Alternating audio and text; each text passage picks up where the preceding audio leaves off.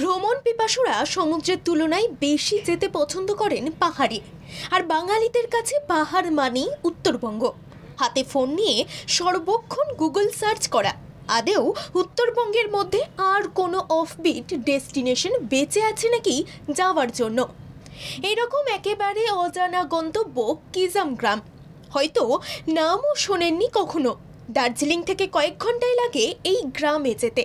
চারিদিকে সবুজে ঢাকা এই পাহাড়ের মাঝে প্রজাপতির মতো ডানা মেলে উড়তে মন চাইবে আপনার। শীতল হাওয়ায় গা ভাসানো। পাহাড়ি এই গ্রামের রাস্তা ধরে একা একা কানে হেডফোন নিয়ে গান শুনতে শুনতে হাঁটা। গাটা যেন এখনই শিউরে উঠল। বর্ষা ঢুকে গেছে উত্তরবঙ্গে। বর্ষায় এই গ্রাম আরও মনোরম হয়ে ওঠে। সবুজ পাহাড়ের উপরে হীরের মুকুট বসানো। কিজম গ্রাম থেকে কাঞ্চনজঙ্ঘাকে এমনই দেখায়। এই পাহাড়ি গ্রামের একপাশ দিয়ে বয়ে চলেছে রঙ্গিত নদী। ছোট বড় পাথরে ধাক্কা লেগে নিজের গতিপথে সুন্দরভাবে বয়ে চলেছে এই নদী। এই নদীর ধারে গেলে আপনি নানা অজানা পাখিদের দেখবেন নদীর জল থেকে ছো মেরে মাছ নিয়ে উড়ে যাচ্ছে।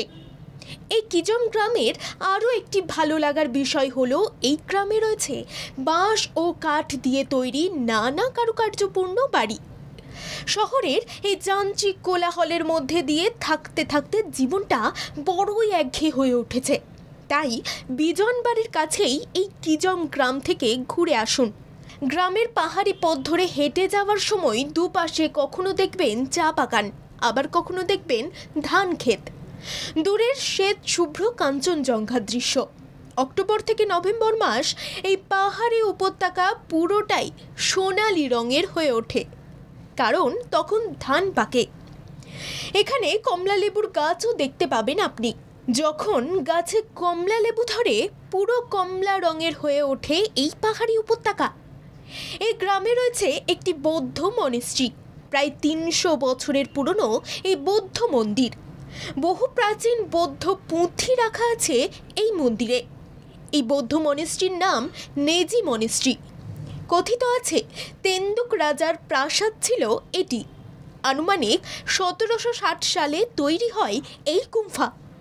কিজম গ্রাম যেতে গেলে আপনাকে শিলিগুড়ি থেকে শেয়ারে গাড়ি ভাড়া করতে হবে।